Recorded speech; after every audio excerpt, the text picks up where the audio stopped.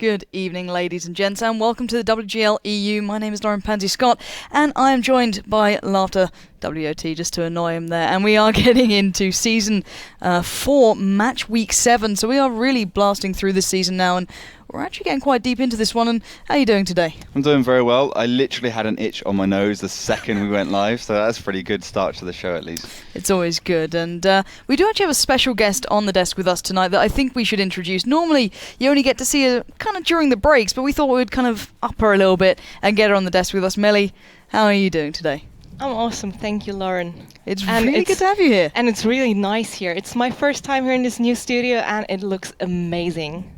Yeah, it does look fantastic. And speaking of all things fantastic, we have some great games on the way today, 3 to be precise. But before we get towards those, let's have a little look back to how the season is shaping up so far. As I said, we are into match week 7, so the season is certainly getting the results through. It's getting kind of the leaders ahead from the pack. We're starting to see teams really becoming their own. Highlight to me 2 or 3 teams that have really stood out to you this season. Last week, TCM Gaming, because of the inability to close out games, I'm quite surprised that they haven't really shaken that old trait of theirs, which they had without the players they have now, so a little surprising for me. And it's really that mid-table I want to look at. You've got Evil Panel Squad, the Polish team, Lucky Cracky, also Polish, and finally the first team we'll see today, Drooling Leprechauns, the Finns, all sitting on 9 points, 3 wins, 0 draws, 2 losses apiece. They're really fighting for that middle ground, and you know, that's a kind of a place where they have that threshold. They're either going up or they're going to fall all the way back to the bottom. C-Play had their first win last week as well, so I think they're going to continue going from strength to strength. But all in all, I think that mid-table is the most interesting. Yeah, it's certainly getting a little close. You can even see it reflected in the points. You know, a couple of 9s there, 10, and then we get up to the top dogs. But top dogs aside, we do need to start seeing that mid-table fight towards the end of the season, because it's all about that qualifying spot pretty much, and these teams will be fighting tooth and nail for that. And well, the way they do that is in playdays, and today's playday has some brilliant matchups, certainly with teams who need to kind of up their performance especially and kind of get ahead from the pack. We have Schoolbus in here, facing off against the Leprechauns first of all. You know, Schoolbus have the all-star lineup, you've got the likes of Apple Wow in there, but they're not quite as synergized as they used to be. Could the Leprechauns be a threat?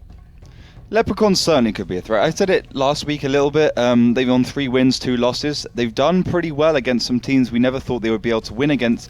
You know, I have to reiterate, this is the team that only qualified a week before the league started, completely came out of nowhere. You know, they maybe did okay in a couple of go-for results, but generally a really unknown team. Yeah, they played a little bit of A-Series as well, but compared to Wusa, for instance, who've won go-for, they're really nobody, and they've shown us that it doesn't matter who you are, as long as you have that passion and the drive to be a good team, and have maybe someone like Muppety from Spiel certainly helps, kind of giving you a little bit of a nudge forwards, you can do really well in this league.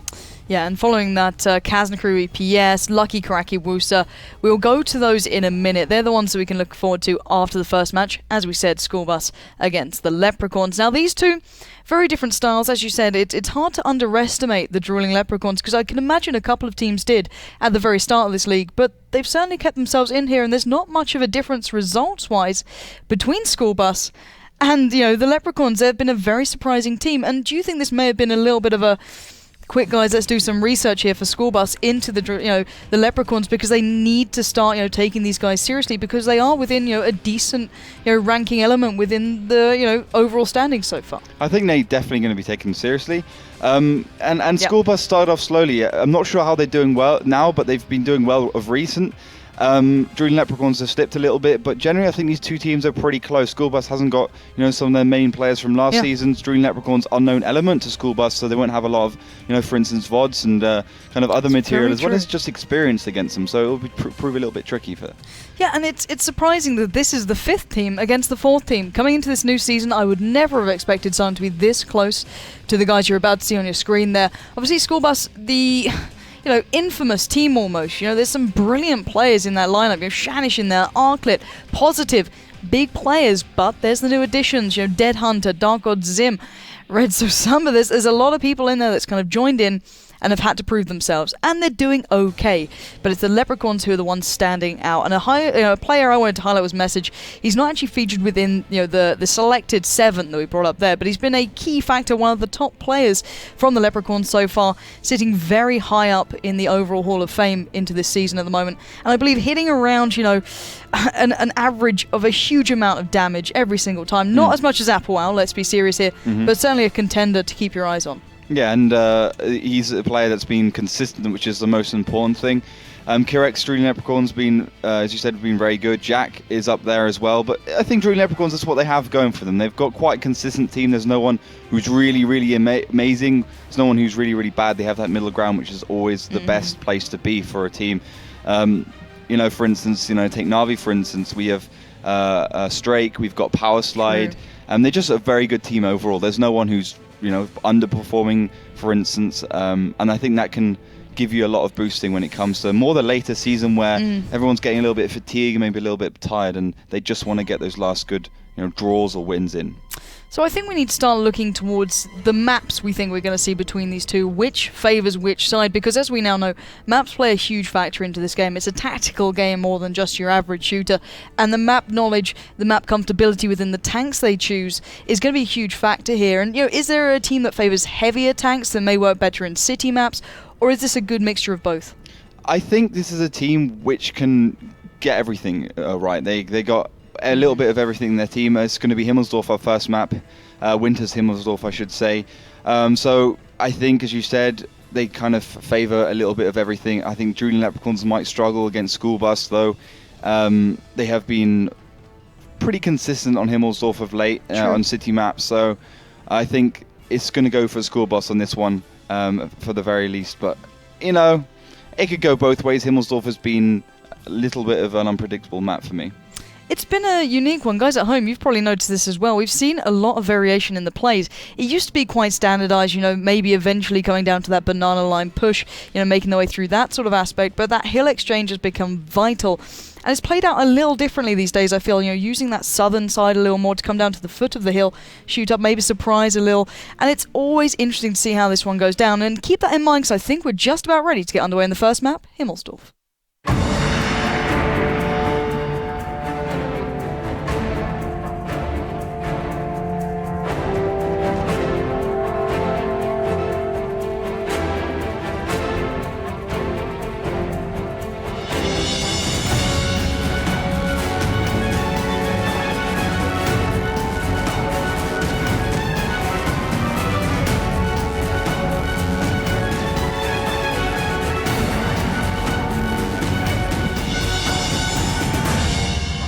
And welcome into the first map. As promised, it will be Winter Himmelsdorf. And in the north, in blue, it's going to be the Drooling Leprechauns. The Finns who've surprised a few and kind of really changed our opinions of new additions to this season. And in the south, in red, it will be Schoolbus. So, not seeing a lot of movement so far. I think one of them might have crashed out, actually, to be honest. I think we just can't see the chat, which is one little small problem. But we'll head back towards the garage. Looks like this one will be have to be replayed. I'm not sure who dropped AL, but I'll obviously ask in chat. Hopefully we can get underway in the next round very shortly. Yeah, and, looking at the sides they started on, the Schoolbus side were in the south in red. They're the team that I'm curious to see how they play this one out, actually. A lot of teams have added in that south, hill, kind of toy with it, going to the foot of that hill towards the right side, the east of the map, and then kind of shooting up a little, then retracting back, maybe faking out, going for a push again. There's a lot of variation coming into play these days, and is that just because, teams are looking to break the meta almost? Yeah, they want to change things up. It gets too predictable if you do the normal 2-3 line kind of positioning. You look towards the 8 line more. You want to change things up. The hill play towards the left side on the longer road, it's a little bit more unpredictable. You don't see it very much, and it can catch teams out, especially if they're being too aggressive, which I have to say has been a kind of theme of this season. It's really a season where teams who are being not cautious enough around corners, that seem to be losing a lot. Not using their tier 1s effectively. It was very big. In the last couple of match days, like Hikaraki, Denali Sports, TCM Gaming all come to mind there. But yeah, I think generally the meta wants to be changed as much as possible, so you keep teams guessing. And, if you were putting money on the line here, let's say, where would your vote be in this one? I'd have to say Schoolbus, personally. Yeah. Always a solid side, even under the title of Synergy, Dignitas. All of these previous teams, always very strong. Are they still as strong on this, or is this a map we might see a surprise from the Leprechauns on? I think Schoolbus is still the better team. They've got more experience. They've lost, quite a lot of players, but they're still extremely good. Just the only things Drooling Leprechauns really has against them is the fact that they can study them, see what their tactics are more than they can the other way around. Himmelsdorf has been throwing out quite a few surprises in general, and that's what I expect this time. Beforehand, Himmelsdorf was a map where we could say X, Y, and Z would win against because it took only X, Y, and Z to win it. Yeah. Usually good focus fire, but the map is becoming more and more tactical as we go through the season. It's becoming more about keeping the enemy guessing as opposed to can you push the 1-2-3 line or the 8 line from north or south well. No, that's a very good point, and I think we've got to keep that in mind in this one because there are a lot of new variations to the map that we've kind of seen coming through, whether it be tactical or just the teams trying to react to each other. It's certainly something to keep in mind. A new addition to the season can bring those surprises. Hell, the Finnish teams like Spale used to be able to kind of topple the Giants on this map, so you never know. The Leprechauns certainly have the thoroughbred kind of ability to do that if they can embrace the Finn in them. But still, guys at home, obviously get your predictions through to us here. It's vital you guys at home do speak to us because I love seeing how you guys get to watch this as well because you get the overview. We're so focused on what's going on sometimes we don't even see the bigger picture. So let us know your thoughts obviously at home there. Go over to Twitter and Facebook. Melly will be telling you how in a little bit of time. But for me at the moment I think it's Schoolbus. I think they're the old dogs at this. I think they're too good, too solid to be kind of doubted and I hope they can remove some of their doubts because they have had a rocky start to the season. A team that would constantly feature within the top 3, rarely dropping out of it, maybe occasionally to, Oda Mortis with a good start like we saw in the last couple of seasons. But they're a team always looking dangerous, and it's strange to see them looking slightly more vulnerable. It's a bit of a rarity that seems to have come into place at the moment, guys.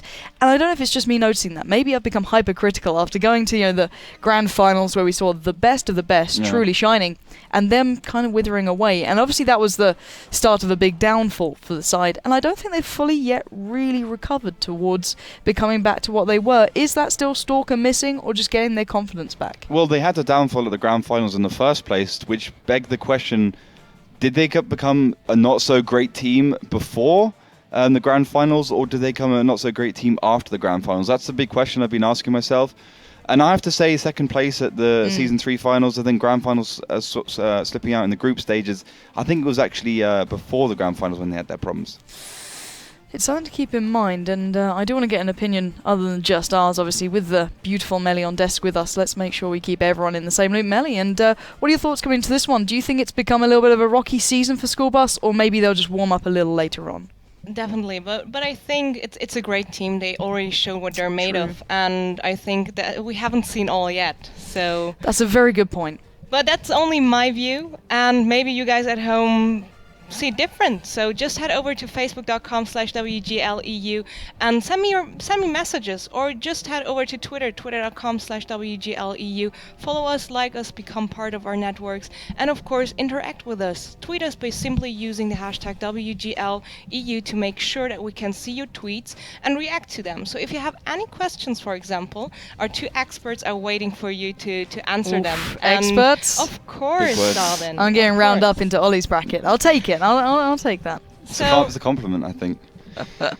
No, that is very true. So do make sure you get involved on Twitter. Obviously, the hashtag WGLEU is there for the using, and we love hearing from you guys at home. So do make sure you give us your feedback. Let us know what you think of the new studios. Do you think we need more random tanks in here? Just add one behind Ollie. Just put some on the desk. Any adjustments, let us know. It obviously is nice being in a brand new studio, and we are just waiting on the teams to get themselves sorted out. There was a drop. We aren't just here for the sake of it. We are just waiting for these guys to get themselves sorted out and get ready for that first map, because getting off to a good start is vital. But looking at TCM recently, it's not everything, is it? Games can be turned around these days. Playing to that best-of-5 format, similar to the grand finals, but not exactly the same, has certainly opened up more of an opportunity for a bit of a comeback story these days. Do you think that's going to be something we're going to see commonly throughout this season, or is it just TCM having a bit of a problem? I think it's the opposite. I think this season's really not been... It's more about the predictable results this season. I see the teams... who, on the maps they should be winning, are kind of winning, and then it's hard to see it because all the teams are so close. It That really is. true. Beforehand, we had maybe 8 teams who were very good and 4 teams who were very average. Now we've got 12 teams who are pretty much on point, maybe apart from Wusa. No offense to those guys, obviously. No, they should have some offense. They play so passively, it makes me a sad person deep down. It's Yeah. their fault. Yeah, everyone else came to the league. They've shown some surprise. Wusa still not quite there for me just yet. There's no coordination, I feel.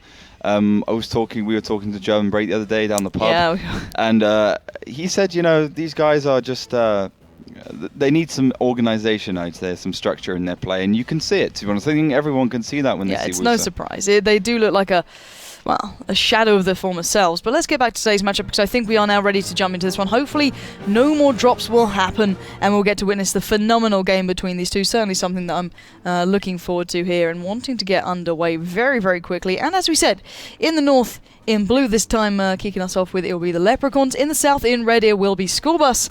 And we have to see what sort of tactics they use. I'd love to see a focus on the hill play, but I wouldn't be surprised if maybe they adjusted a little here. Yeah, I think we, as I said before, looking towards the meta changes for everything, but the start is going to be the same. It's often what they do after that is really indicative of what their kind of strategy is, but they need to get all the kind of bases, all the areas covered before they move on. Kirex, Juhu, Jack, Sensei, I'm not sure if Message is going to head up there as well, so 5 out of 5 of their combat tanks, the only tier 1s are going forwards, all heading up towards the hill. Schoolbus going for a bit more of a standard push. Only Dark God Zim, Shanish, Apwao, the tier 1 and 2 5100s going up the hill the longer way, and the 2 Y3s in the middle, and the last 5100 all the way over towards the JK1 area. Yeah, this is what I wanted to see, if they're going to play from the foot of the hill this time, and it looks like they are actually. As you said, Apwao and Shanish, they're two very big players. Apwao, certainly a bit of a phenomenon at the moment, hitting around the average of 1.3k damage throughout every single game he's played so far. Absolutely phenomenal player, hitting around 33 kills as well into the season. Certainly outstanding, that 5100. A good tank for it as well, and Dark God Zim gets a great spot.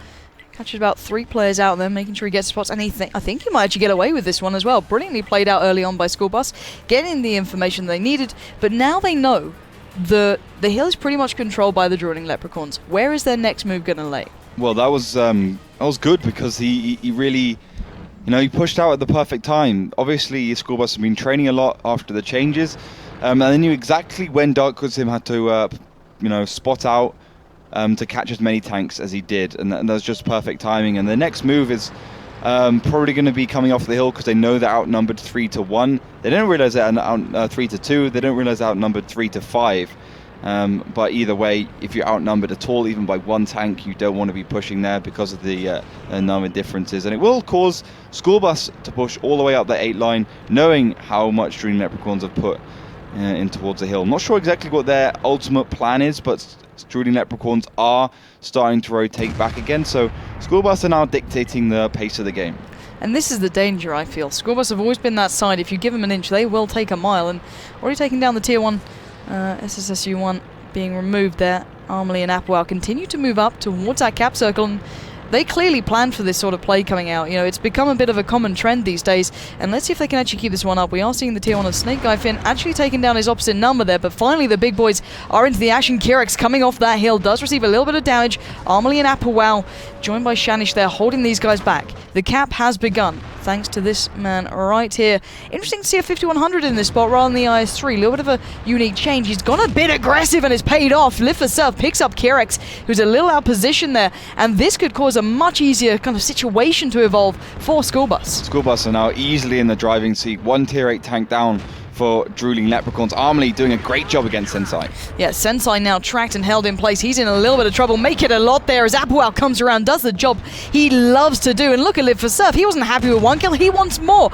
Going straight in towards Message, who's stuck in between a rock and a hard place. And that hard place is Live for Surf. 1 more shell would have done the job, but backs away, leaving Message on literally 34 HP, near on nothing. And the cap, in the meantime, has continued. Apwao now moving towards Jack. Jack has Apwao, Armley coming in. And Juhu is so late to the party, it doesn't even matter. And look at this cap time. 9 seconds left. 3 of the tanks in the circle. Poor poor insight from Yoo-Hoo there, coming around so late. He can change nothing towards the outcome, and that is a strong victory for Schoolbus, picking up the first map of Himmelsdorf. And it looks like they've broken that hill strat already. That came around for a short amount of time, but my god, did they go, all right, we know where you guys are. Let's just go and win the game. That was the most one-sided map we've seen in this season so far. For quite some time. I think so. Yeah, that was literally a complete anti-strat by Schoolbus then. As you said, Drooling Leprechauns on the hill. Schoolbus knew it. They knew they had 5100s there. Even if they had, just 3 5100s, not the 2 IS3s alongside it, Schoolbus were pushing all the way up the 8 line. They would have taken those 2 IS3s out, absolutely no problem at all, 5 versus 2, and they would have won the game either way. So, they're kind of lucky, even fact, that Drooling Leprechauns had those tanks up there. Yeah. But all in all, anti-strat, they saw what was happening, they saw the meta of the game, and Schoolbus just pushed at the perfect time at the end of the day. They didn't waste any time, they didn't try and use their tier 1s, they didn't need to suicide them. So it was just an absolute anti-strat, and there's no way Drooling Leprechauns could have done it at all. So you can have a little look at the last game. This is really where it was won and lost, although it was probably lost 5 minutes before that. But Kirek's getting taken down. He was put in, as you said, a rock and a hard place. And at the end of the day, what can we say about Schoolbus? They are just looking like they're on point. And I do want to point something out that we saw briefly in that replay. Yoo-Hoo was still up on that hill when they were already making that cap begin. Now, what was the plan with him there? He's a 5100. He's pretty fast. For a big tank like that, he can move a little. Where was the end game? He was so far out of it, almost pulling a new multi-show, but about 10 minutes late. Now, don't get me wrong, new multi-show is a little bit slow off the mark sometimes, but Yoo-Hoo just wasn't there. And was that just a cohesion and coordination that maybe caught him out? I don't think Drooling Leprechauns expected to get rolled over quite so quickly. I think they thought they had another 30 seconds just to play around and maybe do something there. They didn't, and they got punished for it. But it was hard to say when you don't usually see a map being so quick. It's usually a lot slower. So Drooling Leprechauns had a call: get off the hill, which basically means you can't get back on the hill, or try and flank around. That was their two options. They went for the latter. Obviously, didn't work around. True. It didn't work at all. But you make those calls. Sometimes they're right, sometimes they're wrong. Yeah, and I do want to point out Apple out there. We did say at the start, hitting the average of, I believe, let me just double check it. Yeah, 1.3k average. He hit 1.7 though. So even hitting above his average score there, you don't want to give that man a chance to really get into these games, especially on the first one. If you start him off slow, maybe leave him alone a little while, he might not be such a threat, but after such a flying start, this is dangerous times. And the next map, I believe, being Prokhorovka, could this be a good map for him? I remember him being a standout player before, up on there's the little hill over towards the east side again that's very rarely used, but he did make his way up there and played it very nicely. Is that going to be an option, or do you think these teams might play this one a little more passively? I'm not sure. The last time Schoolbus played this map, it was against TCM Gaming. They actually ended up losing this. Before that, they played Lucky Karaki. They ended up winning it. And there's all these kind of things, the back and forwards between the results. And whether it's going to be a slow or a fast map, I have no idea. It's more going to be about the kind of right side and the left side. As anything else, and if they go up the middle, they go for that initial engagement, we'll have a quick map. But if we don't, then it's going to be a little bit slower. Yeah, so we'll have to wait for the tanks to come in and for the game to start. I do hope this could be a good game. And prediction-wise, you said Schoolbus probably at the start was the better option of the two. Where are your predictions now? Drooling Leprechauns have a little bit more of a chance on this map. Okay, so there's a chance. There's a small bit of hope there. But whether it be a big bit of hope or not, we'll have to wait and see, because I think we are ready for the second map, Prokhorovka.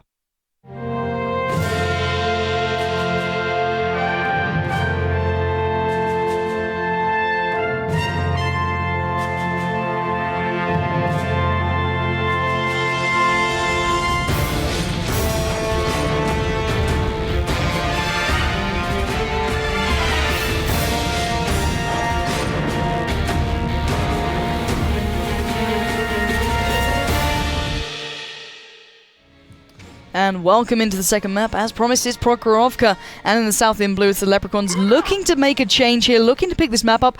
As Loftus said, there is a possibility that they could pull it off. But in the north, standing in their way is Schoolbus. And take us into what we're seeing them going for so far. Drooling Leprechauns got absolutely flattened in the last map. They might be a little bit down on that result. They might think, how do we really beat a team that destroyed us and only lost one tank, pretty much losing no HP? But their tactic is over towards the right side. They're going for that village push, so they're going to get a bit more information. But so is Schoolbus, and Message has done a great job to spot him out. So at the moment, Drooling Leprechauns, from the south, they have better positions in the village, but can they make use of them? Yeah, and the thing I pointed out earlier on, it looks like Applewell might be heading up to that position he loves, but still, let's see how this one goes down, because at the moment, the big, heavy kind of force of the side of the Schoolbus will be heading towards here, and we are seeing a big spot out coming through, and Jack's in trouble. He's been caught on the cross, taken down pretty damn low here. You can see them trying to get away from this. Dark God's in, moving in, so we can keep tabs on where these guys are going. Applewell moving into position. He may be able to do a little more damage, but Yoo-Hoo does manage to take down that tier 1, so Schoolbus having to deal with a little less, but Message takes a massive bit of damage. The standout player for the Leprechaun side, one of the heaviest hitters, taken down to 376 already.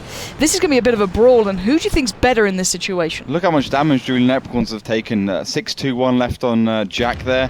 Message down to 376. Live a serve though, he does go low.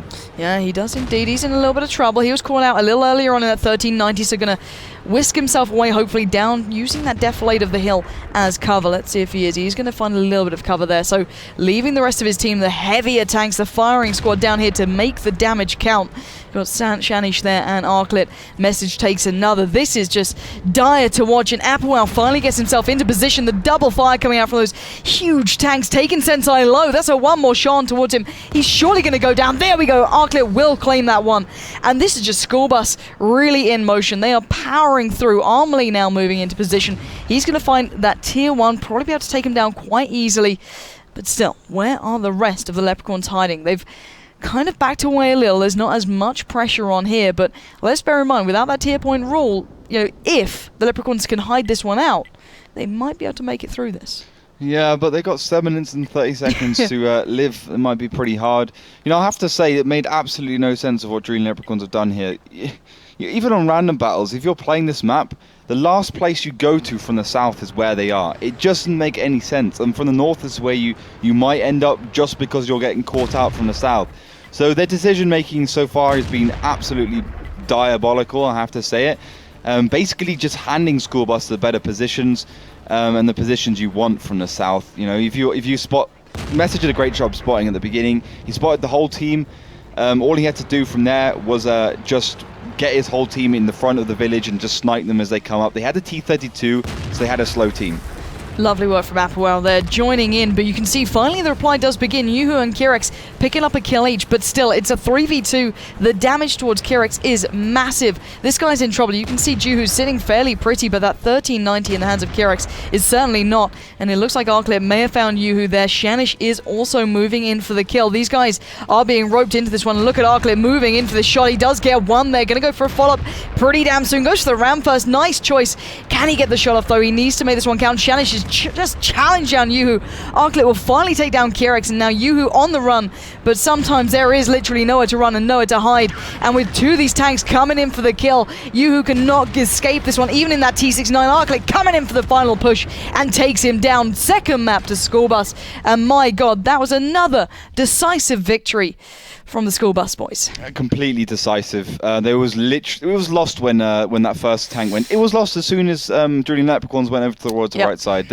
We might as well have just switched off the stream and just not watched it, because it was pointless. What they were doing made no sense to me. Yep. You're playing on that map, so basically the reason why these guys from the south go towards the right side is because they can get into the village earlier than the guys from the north. Right. We've seen it. We saw it at the Season 1 Grand Finals between Team Virtus Pro and Team Dignitas, then obviously now known as kind of Schoolbus, I guess you can call them. Yeah, close enough. A couple of few changes here and there. And what happened is Virtus Pro from the south, they went up in towards the village from the northern place, and Team Dignitas were there waiting for them, and they destroyed them. They took them out. That's exactly what Message should have said, the team captain of Drooling Leprechauns. Guys, just get into the village. You're there first, and Schoolbus has a T-32, so it's slow. So just aim on that T-32, get it out of the game very quickly, and it would have been game over by that point. Don't go over towards the right side because you don't have any cover. It was some poor choices made, and I am surprised that it literally looked like the Leprechauns just didn't know what to do when the pressure came down, and that's a big difference to me between some of the newer additions who are doing well. When their strategy works out, they get to play that slower game, they can play okay tanks. There's nothing wrong with that. But when the pressure is applied by, competent teams like Schoolbus, like Kazna Crew now, like Virtus Pro, you can't deny those guys, that's when you start seeing the difference between the old dogs at this who know how to handle it perfectly. Like, I can't imagine seeing Virtus Pro struggle in that situation. They go, okay, well, give us the advantage, we'll enjoy that one. Thanks, guys. No worries. But the Leprechauns, a little bit newer to this, still not quite working everything out. They are still a new team, let's bear in mind. That's when the cracks start to show. And I think that Schoolbus know that now. In the last 2 maps, they've looked very competent at working out where the opponents are and how to counter it. I haven't seen that decisiveness in that many other teams. Yeah, I mean, Schoolbus... So what Schoolbus is doing this season, they've been very passive, very slow with their gameplay. Yep. And also Schoolbus, Drooling Leprechauns even been very slow, very passive with their gameplay. Schoolbus has just come along and said, we're not going to let them do that. We're going to be in there before swimwear. Basically, sorry, it's an English metaphor, but... Kind of. Yeah, kind of. It's his, it's basically. a bit northern, but yeah. Basically, it means that you're there before, you're there before they know that you're there, basically. Put it simply. And that's what Schoolbus have been doing. Getting there so Drooling Leprechauns can't hunker down, camp down, and then play their style of gameplay, which could actually lose against them. Certainly. So it's a clever move by them. I think it's going to continue on our next map, Ensk, as well. Yeah, Ensk being next could mean trouble. Let's bear in mind that up to this point, Ensk has always been... let's say a stronghold of the older teams. I've not seen too many teams be able to come into this and really cause too many troubles. I've seen new teams with new additions looking a little better. So let's say, maybe TCM with the addition of the likes of maybe still Mojo in there in a couple of teams. And, a couple of changes here and there have made teams more competent on this map. But I haven't seen many brand new teams being able to play this to the extent that others have. They've tried weird tank choices. We've seen the IS-6 coming into play for Wooser, I believe, at one point. Did not go well. Let's sum that one up briefly. Excuse me. And I just feel there's a lot of kind of set in their way tactics that are there for a reason, and we see the experienced teams winning. I'm trying to think back to the previous game, whereas I think it was Applewell, actually, a bit of a 1v1 exchange down by the opposition's flag on the railroad, and it was, going very even for the whole way, and then suddenly Applewell just knew when to land those shots, knew that the player did not move from that position, even though he was, now unspotted, and he just got the kill and opened up the map. A lot of these teams don't quite have that little bit more of a dynamic to them just yet. But you learn by doing, pretty much. It's trial by fire when it comes down to these two teams. And, in complete credit to the Leprechauns, they have looked very competent. But I don't think they're quite to the point now where, that extra level comes into play, that extra 10% that the top teams have. When that starts getting executed, I'm not quite sure they're there yet with their extra 10% to find the reply. But we're going to have to wait and see because, well, map 3 is ready and it's going to be the infamous Ensk.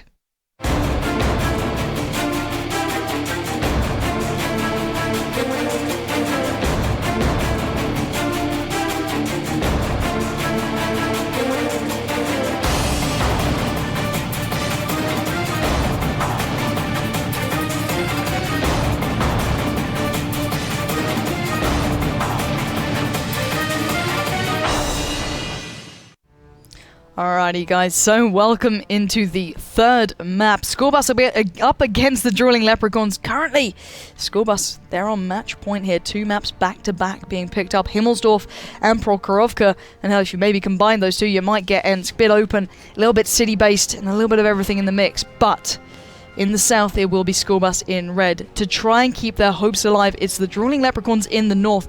And have we seen any surprises with the tank choices, or is this a very standardized Ensk? Well, Schoolbus has taken a KV5, which I was, to be honest, counting the days until we see that tank in professional play again. Or I was thinking, maybe the KV5, maybe the KV4. Looks like they've gone for the KV5, played by Armley. We saw it by Freefall on Mines, but it hadn't been played on Mines before, but it'd been played on Ensk. I think in Season 1, a bit of Star Ladder maybe. But it's back, 1,780 HP of it.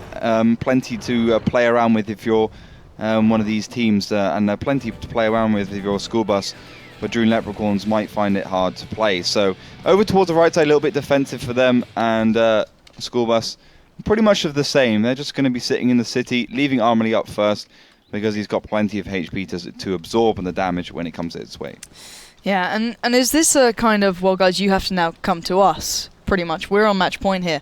We have those 2 maps in the bag. You have to make that first move. Is that kind of what they're kind of saying with this KV5 in play, or why is that now in position? I'm not sure if it is entirely, but it could be a reason. It's more about, do they want to keep it in the right position in the city, and we have to see if it does actually absorb any damage, because these guys are playing with premium ammunition, 265 plus penetration with the IS-3 and the AMX 5100, so it can slice through anything like hot butter, a knife through hot butter. But again, the KV5 very strong, and even if it does get penetrated, it's still got 1 shell at least more HP than every other tank on the map. Yeah, certainly. It's the elephant in the room right now, and quite literally with the size of this thing, it's gigantic, even compared to the IS-3s there. So I'm kind of curious if this is just Schoolbus's, okay, we're on match point tactic, and this is how they play it out the entire time. Because really, all they have to do is play this one carefully. If they draw it out, they're still in a great position. It's going to have to be the Leprechauns to make the move. And so far, it's been Schoolbus making the moves here. It's been them leading the pace to try and offset the Leprechauns. Is there a chance that maybe this is Leprechauns' more favourable strategy? Because it looks like when they get the chance to engage, run their own strategies, not be disrupted by Schoolbus, they do okay for themselves. Could this be a small weakness, or do you think Schoolbus have accounted for that? They may have, but it doesn't look like Drooling Leprechauns want to do such thing. They just kind of they had Dew Kirex over there, now they're looking through these windows here. And Message looks like he's kind of heading around towards the green side a little bit. Or maybe just looking up the railroads in case there's any kind of cross on. They've just redistributed their tanks, but they're still in a defensive position. And Schoolbus haven't moved an inch since they've got into those initial positions, but they might be waiting for a certain minute. But there's basically 2 options for Schoolbus. Did they pick that KV5 to be an offensive tank, or did they pick it to be a defensive tank? It's hard for me to call. I mean, half of me saying, okay, so KV5, plenty of HP, quite a lot of armor to play around with. But at the same time, with premium ammunition, that gun shoots very fast. It doesn't do a hell of a lot of damage, but it can start racking up the real high damage scores if it's put into the right position. So honestly, I'm not sure if it's going to be useful, which one it's going to be used for. Yeah, and I'm looking towards seeing what the Leprechauns can bring out here. These guys, they need to find something. They need to find a reply somewhere to what Schoolbus has been doing. These guys have looked dominant so far, pretty much looking like the old team.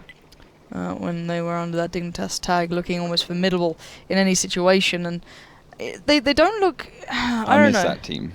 I know. We all miss Stalker, apart from Applewell. Stephen, maybe. Yeah, good old Stephen. Is he here? I saw him hovering around, stealing bottles of Fanta somewhere. It's hard to miss. Message is heading up the railroads now.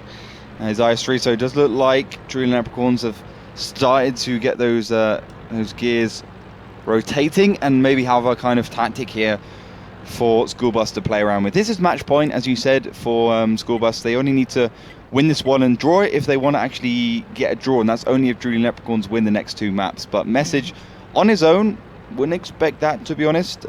Completely unsupported, maybe apart from Juhu and Jack, and slowly, though, it doesn't look like Drooling Leprechauns are starting to move. Spot comes out, bit of damage towards Schoolbus, no connections though. Yeah, that tier 1 did struggle a little there. Oh yeah, he hit his tier 1, my bad. But we'll live with that. But now the problem is that Arctic was watching this from the very start. This guy has been hunkered down here, but Message, carefree, comes in, finds Armley of all people. This could be troublesome. Let's bear that in mind. Armley being in that gigantic KV5 though, pretty much now down to everyone else's HP. But still, that was a brave move from Message there. I don't think he even actually knew that KV5 was there in that position at some point, but still.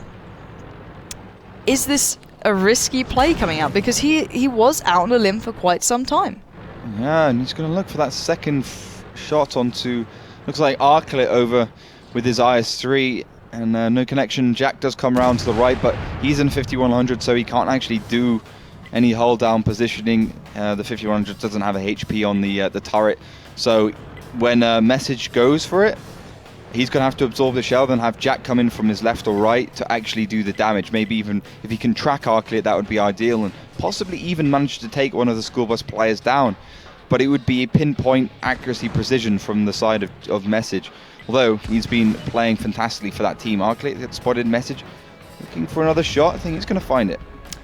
Yeah, and there we go. Finally, it does land. Arclit does take one to the side there.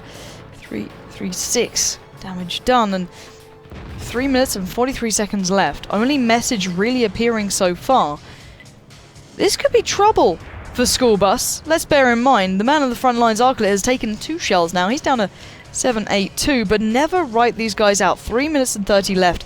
Are we going to see a push coming out from the Drooling Leprechauns? Yeah, they are. They're definitely heading down. Sensei, Kirex, Juhu all get into position. Arclit takes another one. Message in the perfect position to deal with this. But it does look like Sensei's going to have to do the dealing blow in the IS3. As he comes around, he might be flanked though. Well, Sensei moving in. He does take one, but he doesn't land the shot. That's vital. Sensei needs to land these shells towards Arclit if they want this push to work. There is backup on the way for Schoolbus. Sensei just trying to challenge him down. He's taken more damage than he's given. Message did the fantastic work, but look overall here. Arclit and Sensei butting heads, and another one not landing for Sensei. Armley coming in as backup, keeping Kirex away. And my god, Arclit might be able to do this one. Bouncing shells left, right, and center. But one more will. Oh my god, Sensei, land a damn shell, man. You must get this done. Applewell finishes off the dire job. Live for Surf chimes in, and this could spell a loss for the Leprechauns. Yeah, they went so well, and now they're looking like they're all even with Schoolbus. But Leprechauns still have 3 tanks they need to take down on 1 HP. Jude has the last shot onto Shanish, although Shanish managed to get one. I don't know how, but in front of him. Yeah, never doubt Shanish is the word, pretty much. 1 minute 37 on that board as the cap begins as Message now. The man who started this all off, who did so well, has to try and put the pieces together. Let's bear in mind, Schoolbus, they are low. Look at these guys, not a great deal of HP. But they have to land a shell on them, and now Live for Surf, joined by Applewell, moving in for the kill here, and they might just get it. Message backs away, but only into Shanish. Oh! Pincered by every single player. Armley claims it, and now Jack left alive. Might take down one. Armley is low. Live for Surf comes in for the kill. Gets 2 back-to-back. Can he land a third, however? Armley now joined by Arclit, coming across. Jack is taking a absolute beating as Live for Surf claims the final shot, and now the hunt is on for Snake Guy Finn. He's all the way over towards the right side in his little tier 1 Cunningham, but that will be a 3-0 victory for Schoolbus. 1 minute and 25 seconds left for Snake Guy Finn to run, but I think he might actually be able to do this, to be honest. It depends. I'm not sure exactly why he's driving to the left. He should be going somewhere up here, looking for a little bit of cover, and I think he might just be trying to kill him and end this one in the least painful way possible. Yeah, a swift exit might be what he's in for. He takes one down, but Armley pretty much picking up the victory there with a nice little kill in the end on that tier 1. Snake Guy Finn did get found, and we've got a 3-0 match win there for Schoolbus. They're looking a lot better off there. Take me through step by step what happened in that game, because I feel it was a accumulation of errors from, let's say the Leprechaun side, and maybe we can have a little look through on the replay and take me through what the mistakes were that they made here. This was the mistake. Arclit there, he's got 388 HP. That BL9, 122mm, does 390 damage. So that's a very good chance you're going to kill Arclit. And that would have been the tier 8 advantage they needed to go on and actually win that map. But what Sensei does, he goes around the corner and he makes like a random battle mistake, basically. Basically the big problem with World of Tanks is that there's a difference between the server-side reticle and the client-side reticle. Right. The server-side reticle is what's actually happening on the server. Everything on World of Tanks is done by the server. And the client is basically just a combination of, it's what's your computer, how fast can it render. So right, okay. It's like, on Counter-Strike when you have it, that's the client. So it's 100% in sync with you as a person. But that's not what you should be looking at. You should be looking at the server. And what he did was look at the client, so he ended up shooting the wall. That's why you always have, you're not sure if you guys seen it, but the actual server-side reticle in the settings is not very good because it jumps about. It's too binary. It's too like 1 or 0. It's too hard to use, basically. So you download a mod which puts a blue, and it's a combination of the server and the client, so you get the best of both worlds. Sensei obviously needs that because he should have hit that shot. It was absolutely baffling to watch there as well for me, because he just did not land the shells he needed. And it was just mistake after mistake. And as I said, team previously Dignitas, almost what I said there, Schoolbus, you don't want to give them an inch because they will take a mile and they will win from that mile. And they've looked decisive throughout today. I think that's a good building blocks towards them getting back to the form they were in. Would you agree? I completely agree. They haven't been tested by Drooling Leprechauns today at all. Let's be fair, that was the most one-sided match we've seen in the whole league by quite some margin, I think. And Drooling Leprechauns have been impressive, so that's no mean feat. But having said that, Schoolbus have been on their way up for sure. We've been seeing through the last few match days they've been getting better and better. Yeah. Obviously, we need to see that, for instance, Kazakh or Virtus Pro test them, see if they've actually got everything back into line. But they are a better team they started off with. Maybe even will eventually be a better team now they haven't got Stalker in there. More of a harmonious team, I guess, a little bit more friendly. Stalker can be quite, how do I say it? Vocal, just say. Yes, vocal, exactly. Some people have other words, but vocal's a good one. We'll stick with that one for now. We'll stick with that one, yeah. But that's the first match, and we're like 20 minutes in or something. Yeah, that was incredibly fast. I think that might be one of the fastest victories we've seen throughout the season. We'd have to look into that stat for you guys, and we'll find out if that was one of the fastest indeed, because, that was over before it began, and, whether it be Schoolbus just taking the reins and running with it, or the fact that the Leprechauns just kind of rolled over and let them take it, which is more worrying on that final map. There could have been so much more of a stand there, but it wasn't to be. A good victory in the end for Schoolbus. And up next, it will be the Evil Panda squad taking on Kaznakru. But before we get to that, there's a reason we brought her back to the desk. It's because you guys missed her so much. So let's head over to Melly to tell you guys how to get involved with us here in the studio. Thank you, Lauren. Well, that was really hard to watch, actually. It even hurt me. And I was just sitting here and watching Drooling Leprechauns just getting demolished. And so is the result of the vote. So you guys at home voted with a pretty clear 94% for Schoolbus. So ouch. You exactly knew what will happen, and it happened. And I don't know if we can take a look on my monitor, but I could show you how to get involved. Actually, just head over to facebook.com/WGLEU.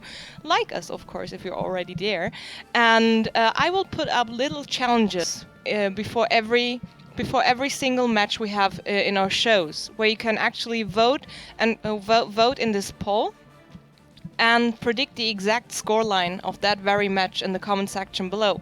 And by guessing right, you're getting into the race of one of 3 bonus codes. And those bonus codes aren't those tiny bonus codes you usually get, but the bigger ones, well, they have 1k gold, 7 days of premium, a T2 Lite, and a garage slot. I think it's really interesting for you guys at home to get involved there.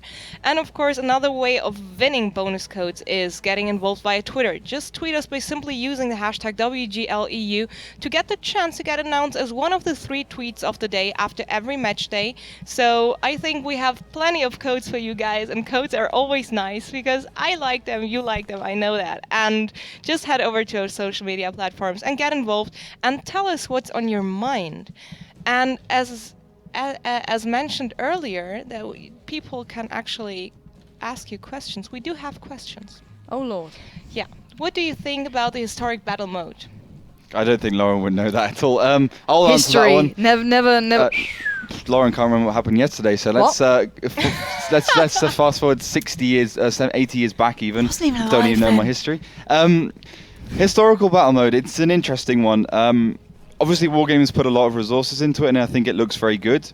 I think it's a very functional, historical, good part of the game. Good gameplay features. A little bit slow to get into the match, I have to say. I was sitting in the queue for 10 minutes the first time it came out, which is obviously something which is untenable. You can't really wait in the queue for 10 minutes, but it looks fun. We do like queuing. We do love it, so maybe that's why there's only a few hundred people in the queue. It's only the English guys playing World of Tanks, but it's good. I mean, I do love history a lot, but it needs some changes. They are making some changes to it in the next few patches, I guess. But all in all, without those changes, it just isn't for me. I think for me, as an esports player, obviously, the team battle mode is where I would prioritize my resources after the grand finals and after some great performances by all the teams. I think everyone would be interested in seeing really competitive World of Tanks being pushed, and that's where team battle mode comes in. Yeah, definitely that's certainly an option to look at, but good question. Any more there? Yes. How does it get decided what maps are going to be played? Just one of the simple, basic rules in our league. So we have 7 maps in the map pool. We got Ruenberg, Ensk, Himmelsdorf, Prokhorovka, Steppes, Mines, all of them in there. And basically the teams can come out and they can come out and say, look, we want these 5 maps. So there's a home team, there's an away team. You ban 2 maps, so there's 7 maps in the map pool. And then one team picks the first map, the second team picks the second map, first, second, till we have the 5 maps. And then the other team the team that picks the map doesn't get to choose a side, the other team does. So, it's a little bit of a complex system all in all, but it means it's fair, and you have a balance between the maps you want and the maps they want and the side you want and the side they want. It's very simple in that respect, but could be a little complicated. Obviously, you just head over to eu.wgleague.net and click on the top part, click on Gold Series, and then you can see the rules on the right there. So it's all there for you, and you can check everything. We don't have any secrets, or nothing about the show is hidden. You can check it all out in those thousands of paragraphs we've written out for you. Thank you very much, Ollie. So if you people at home still have any questions left, just head over to Twitter and tweet me by simply using the hashtag WGLEU, and maybe I will read out your question on the next slot. Well, we know how to get involved, guys at home, and get your questions through. Obviously, Ollie there. Make him do some work. He doesn't do much all day, bless him. So give him something to look forward to. Anyway, something else to look forward to will be the next game. Evil Panda Squad up against Kazna Crew. They're the 2 teams we'll be battling out in the next matchup. But we've got to give a little bit of time to make a cup of tea, right? You've just had a grueling first game. You've had to sit through a phenomenal matchup between Schoolbus and the Leprechauns.